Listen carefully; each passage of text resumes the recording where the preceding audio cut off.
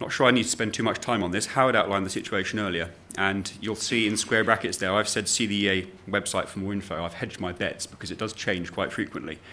My understanding currently is if you produce digestate from manures, slurries or energy crops, then you probably won't need any further permits to use that digestate, either on your own land or on other land. Non-waste in, probably a waste management process, but non-waste out. Non-waste out equals no control, regulatory control. Otherwise, exemption or permit, unless you fully comply with the Anaerobic Digestion Quality Protocol, the ADQP, and I'll come back to that in a second. If you're putting animal byproducts, Cat 3, or the permitted Cat 2, into your process, then the animal byproducts regulations do apply. You have to test the outputs for E. coli, Salmonella. You also have to record when that material was applied to what land, in what quantity, when you first cropped it for feeding to animals, when you first allowed animals access to it. So there is a raft of paperwork relating to the ABPR that you can't escape, product or waste, from the digestate if you put ABP in the front end. It's a regulatory requirement. I mean, just one of those things. Transforming waste into a product. Oddly enough, Graham, your mention of waste and the stigma associated with waste, I think it was the first time I've heard that cited as a barrier for many, many months. On one hand, I was quite reassured that we've kind of moved the debate on to resource rather than waste, but actually it does seem to still be a live issue. So RAP, the Environment Agency, and other important stakeholders, including REA particularly, have worked together on developing a mechanism for taking digestate from waste into product. It sits underneath the umbrella of the Biofertilizer Certification Scheme. You can go along to the REAL or BCS websites and get more information there.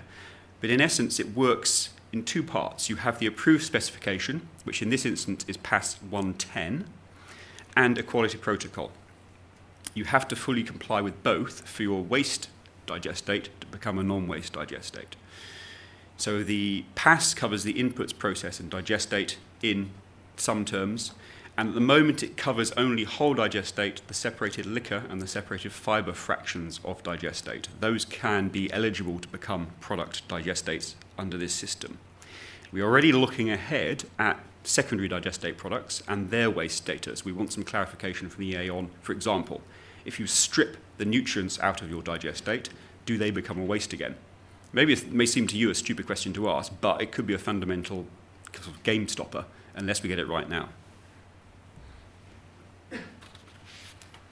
Anaerobic Digestion Quality Protocol defines the inputs. There's a list of acceptable inputs in that document. It requires you to have a quality management system in place. It does require pasteurization. Well, sorry, the ADQP doesn't require pasteurization. The PAS 110 requires pasteurization if you're taking in waste materials for processing, or if you're exporting your non-waste digestate. So this would be the farm, slurry, biomass crop digestates. If you're exporting those to another farm, you will need a pasteurization step in that process to be PAS 110 compliant. Another thing to think about when you're designing your plant. There's end product testing in the PAS. The QP covers a range of designated markets, and because this is a way of getting out of the regulation, you can't escape the paperwork completely. So rather than the Environment Agency keeping the paperwork, you as an industry are required to keep the paperwork. So where the digestate went, when, in what quantity, you test the receiving soil for potentially toxic elements before you first apply, so you can have some idea of whether or not there's going to be any accumulation effects. Okay, trying to put some numbers to this here. By comparing the waste, the permit route, standard permit, versus the product, the ADQP Biofertilizer Certification Scheme route. Underlying assumptions are there in the top 3 bullet points. I've said 5,000 tonne a year plant throughput, but we're losing about 10% of that volume in the gas generation, 4,500 cubes coming out. I've said 7.4 kilograms of total nitrogen per metre cubed. You need 132 hectares to spread at the maximum MBZ loading of 250 kgs per hectare. Total nitrogen at the moment. Okay, the two bottom main bullet points there. If you go the waste route, £700 to buy your permit. I've said my figure's actually slightly different from Howard's. £760 to deploy that 3 times. You've got 3 50-hectare blocks. Gives you about £3,000 in year 1. Thereafter, because you already own the permit, you only have to pay to deploy it, so the cost goes down somewhat. Product route, there are costs for scheme membership, and then there are costs for material testing to become validated to PAS 110, to the BCS. To be fair to the REAL, who own the scheme, the two certification bodies are offering a 50% discount on their fees during year one. This does not reflect that discount. I've just tried to max the figures for you. So, yes, considering more costly in year one, year two onwards, about the same at permitting, slightly more. Move up to a larger scale plant, and the equation starts to switch around slightly.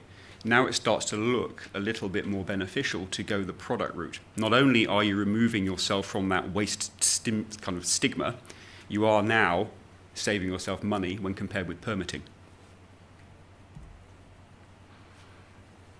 Plenty of arable land that could very, very beneficially take the nutrient that's available in that digestate.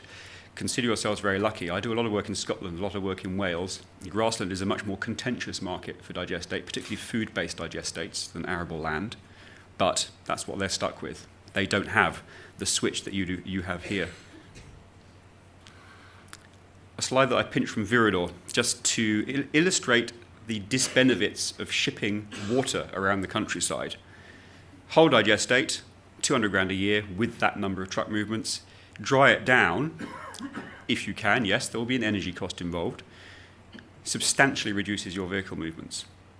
I would suggest it substantially increases your market potential as well and lowers your market risk because you're not reliant on farms within a 15-mile radius. You could ship it a lot further as fertilizer. It becomes fertilizer. It goes straight into the conventional fertilizer chain. And don't forget, there will be land spreading costs of, again, I think this is a Viridor figure, around £12 per tonne. Okay. Digestate does have, I believe, a real value. The key is about how to get that value out of it, either by having perhaps a facility with its own land bank ring-fenced around it, or by applying a post-digestion process to increase the nutrient concentration of that material and make it go further. One thing that you should consider as designers, builders, operators of AD facilities is, do you want to go the waste or the product route? Both of those have implications for market acceptability and possibly for plant design, particularly around pasteurization. I believe there is massive potential for post-digestion digestate enhancement. I think that's where it's going to go. I think we're going to be looking to get the nutrients out. We're going to be looking to apply some very innovative, possibly second-generation biofuel technology to the whole digestates to increase their value. If we can go digestate to ethanol, fantastic. It's not at market yet, but it's not that far away either. And a plea from me, technical data from the UK is essential, I believe, for market confidence in the UK. Wherever possible, we will signpost suitable equivalent data in other European nations, but my experience working with the farm assurance and retail sectors has been they won't budge until they see UK data, rightly or wrongly. Thank you very much.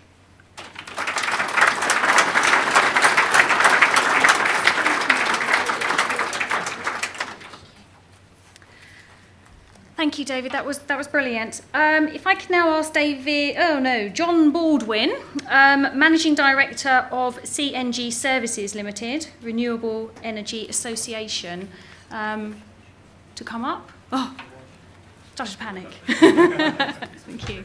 Hi.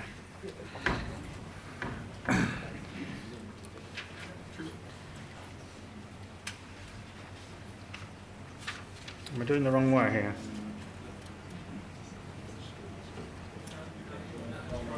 Which is the right way? Keep going on.